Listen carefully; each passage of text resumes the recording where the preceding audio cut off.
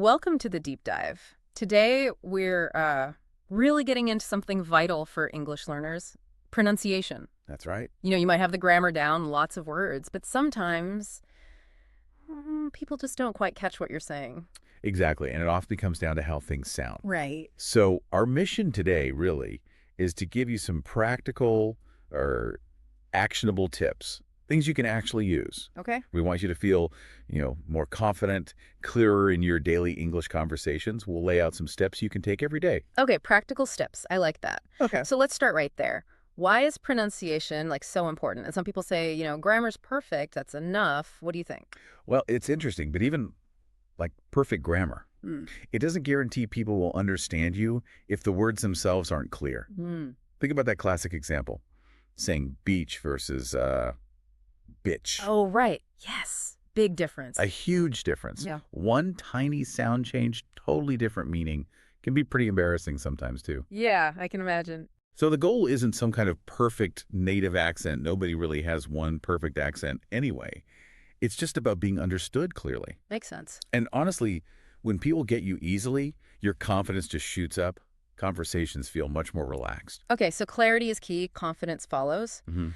Where do we start? How do we build that foundation? It feels like it starts with listening, right? Absolutely. Listening is step one. Really attentive listening. Okay. You need to soak up authentic English. Podcasts, movies, even short clips online.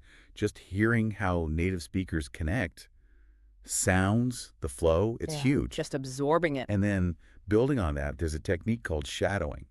It's really powerful. Shadowing. Okay, what is that exactly? Is it just repeating? Like mimic it? It's more active than just mimicking. Yeah. With shadowing, you listen to a sentence or maybe just a phrase and you repeat it immediately, like almost at the same time. Okay, like a shadow. Exactly. You're trying to copy everything, not just the words, but the rhythm, the stress points, the speed, the whole sound. So if I heard, "How are you today?" I'd try to say it right after, matching that melody. Precisely. Matching the melody, the pace. You want to capture how it feels. Okay, interesting. Let's try one mentally for you listening. Shadow this. English is fun to learn.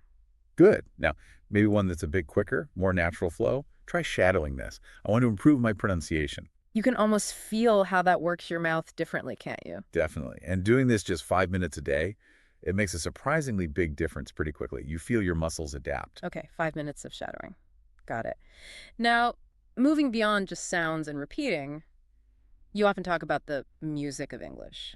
What do you mean by that? It's not flat, is it? Not at all. It has this rhythm and pitch variation, highs and lows, loud and soft. It's quite musical, actually. And that comes through in things like word stress. Exactly. Word stress is fundamental. Take a simple word, banana.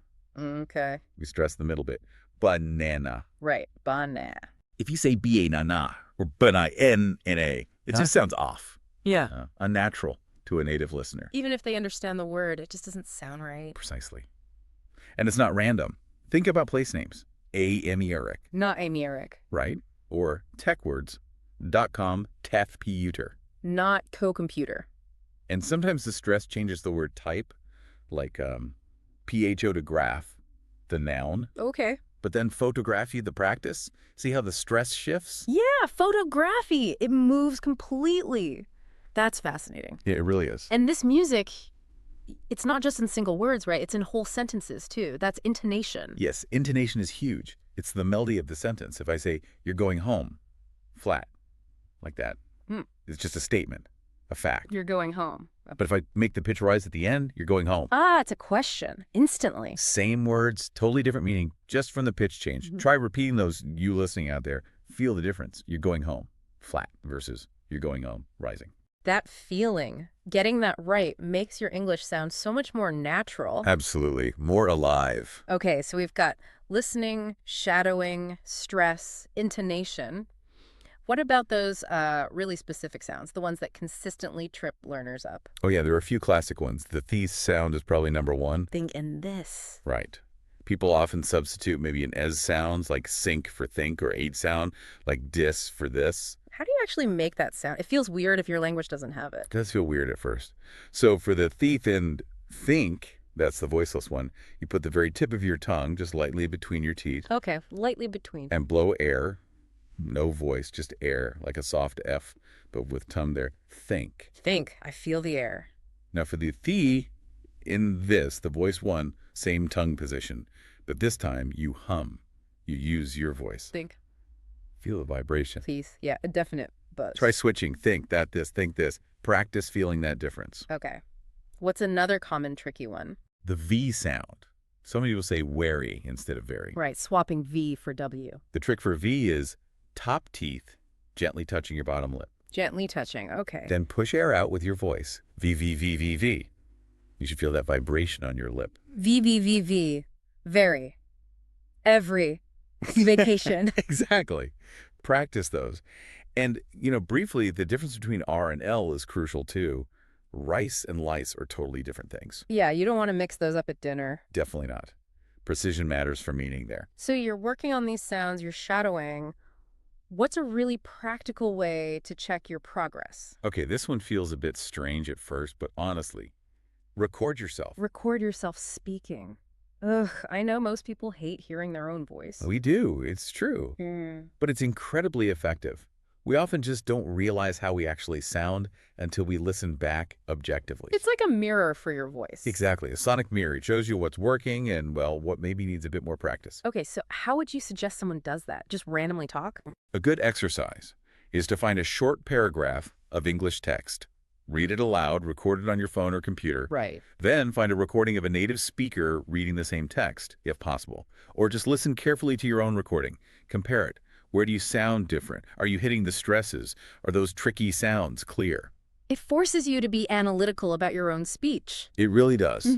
It might feel awkward, like I said, but stick with it for a few weeks, doing it regularly. You will hear improvements, big ones. I believe it. Okay, so we've got the mechanics, the self-analysis, but practice shouldn't feel like, homework all the time, should it? Are there fun ways to work on pronunciation? Oh, absolutely. My favorite for just getting your mouth muscles moving are tongue twisters. Ah, yes. Like she sells seashell. By the seashore. Exactly. Okay. They sound silly, but they force you to articulate clearly and quickly. They're like little workouts for your mouth. What's another good one? How about red lorry, yellow lorry? That's a killer for the R and L sounds. Red lorry, yellow lorry, red lorry, yellow lorry. Try saying that fast. Yeah, it's tough. But great practice. They often isolate and exaggerate the sounds you need to work on. Another thing I always suggest, which is genuinely fun, is singing English songs. Yes. Great suggestion. Even if you think you're a terrible singer, it doesn't matter. When you're trying to copy the singer's melody and how they say the words. You're naturally practicing the rhythm, the stress, how words connect, all of it. Right. It's almost subconscious practice because you're focused on the music. And you're mimicking the flow, which is exactly what we want for natural pronunciation. Excellent tip. Speaking of flow, here's something I see a lot. Learners sometimes pronounce every single word very carefully and separately, like reading a list. Yes. Yeah. It's a really common stage.